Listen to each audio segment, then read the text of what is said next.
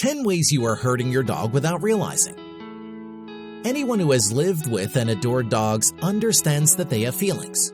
They, just like us, experience joy, fear, frustration, worry, and jealousy, to mention a few emotions. Our dogs are also significantly influenced by our feelings. Sometimes we may be unaware that we are unknowingly harming our dog's feelings. Things we take for granted, such as slamming a rolled-up magazine against our palms, shrieking at the TV during a football game, or even the sound of an alarm clock, may be alarming to a dog. Our job is to strive to understand our pets and provide for their needs. To know the 10 ways you might be hurting your dog, keep watching. Number 10. Leaving your dog alone in the car. You'd never put your dog's life in danger on purpose.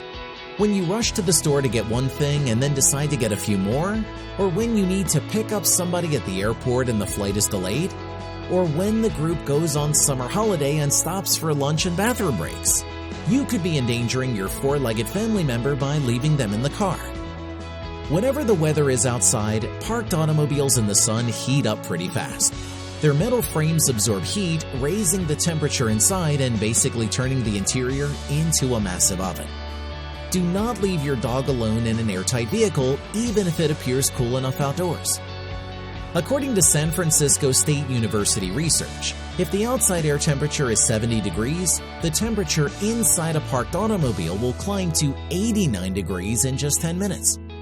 After 40 minutes, the temperature rises to 108 degrees, and the dog is sure to die of heat stroke. So, when it's 90 degrees outside, even 10 minutes in a car can be deadly to a dog. So don't leave them there. You're better off leaving them at home. Number 9. Taking a little puppy to a dog park. One should not take a pup to a dog park until they are at least 17 weeks old to protect against vaccinated illnesses. Puppy vaccines, sometimes known as puppy shots, do not start until the dog is 6 to 8 weeks old, with booster doses required every 3 to 4 weeks until the puppy is 16 weeks old. Because each puppy's risk, immunity, and reaction to immunizations vary, the puppy doses must be given in series over several months to achieve the most comprehensive levels of protection. Only after they've had their shots should you expose them to the outside environment. Number 8. Yelling at your dog. According to a new study, negatively training your dog, such as yelling at it, can create long-term psychological trauma. Dogs subjected to harsh training methods were found to have greater cortisol levels in their saliva and exhibit more stress responses. A few months after training, it was discovered that the pups that had received unpleasant training were more pessimistic about earning a reward. Yes, training a dog can test a person's patience. It's natural to want to yell when your dog doesn't stop yelping, pees on your carpet, or tips over the garbage can and eats the trash again. However, regardless of your dog's decision to ignore home rules, try to remember that they're doing their best and a little patience and kindness will go a long way. Number 7. Using physical punishments. While punishment can help decrease undesired behaviors, if it is not used correctly, it can worsen actual problems and produce new ones. Punishment, if absolutely necessary, must be delivered while the behavior occurs, ideally as soon as it begins. It shouldn't be so severe that it induces fear, because this will not affect a change in behavior.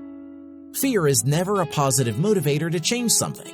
So instead, try praising them for good behavior so they know what they should do more of. Number 6. Picking the wrong collar. A dog collar with a leash used alone on walks can be harmful to a dog's physical and mental well-being, and some collars control dogs using pain and fear. Using a basic buckle collar to retain a dog's ID and license tags is good, but pulling your furry friend by the neck is not good. Even with a buckle collar, being leashed by the neck on a walk can be dangerous for dogs who pull or jump, especially if their guardian pulls on the leash. Dogs with broad necks can also readily fall out of buckle collars. Some collars might also cause psychological suffering. Collars should only be worn outside for identifying purposes, not as a form of control. When it comes to safety and comfort, a harness is always preferable to a collar. Number 5. Patting your dog's head. When you welcome your dog, it's natural to give them a friendly pat on the head to show your appreciation. The same can be true if you come across an adorable puppy on the street and your first reaction is to pat its head to say hello. But as per one expert dog trainer, this is entirely incorrect. Patting a dog on the head might be seen by the dog as threatening behavior. The chest, shoulders, base of the neck, and beneath the chin are among the best spots on a dog's body to stroke. Remember to reach in from the side to avoid appearing threatening. This will calm the dog down and make them want more cuddles. Number 4, lack of routine and rules. Dogs are creatures of habit, and how they see the world around them is determined by how content they are in their surroundings. As a result, it is critical to developing an organized routine to provide structure and confidence to your dog. Dogs thrive on routines, and establishing one will teach your dog what to anticipate each day and when to expect it.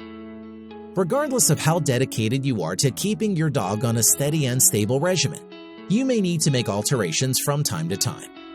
When introducing new things into your dog's regular routine, try to do it as gently as possible. To assist them in adjusting to the new schedule, only make one change at a time.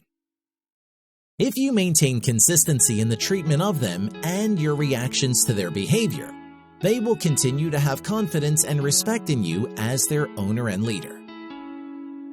Number 3, exposing your dog to strong smells. It's logical to think that most dogs love going for walks, eating chicken, having belly rubs, and hunting squirrels. There are exceptions, but these facts apply to most dogs. Similarly, there is a general understanding of what dogs dislike. What is at the top of the list? Citrus. Most dogs are repulsed by the smell and taste of oranges, lemons, and grapefruits. The odor of orange for many dogs is similar to the stink of trash to most humans, which is obviously pretty gross. We don't know why dogs don't enjoy citrus, but it's probably comparable to why people prefer certain fragrances over others. To be fair, a tiny number of dogs enjoy citrus scents. They regard these flavors to be the frosting on the cake, so to speak, and are more inclined to pursue any object with this odor. Number 2, giving your dog too much food. Overfeeding your dog can result in bloating and obesity, and in pups, bone abnormalities. Bloat is a serious condition, and overfeeding is one of the possible causes. Food bloat happens when the dog's stomach becomes too full, causing it to inflate. This puts strain on other organs, causing the dog to have trouble breathing, limiting blood flow to its heart and damaging its stomach lining. This disorder has the potential to be fatal.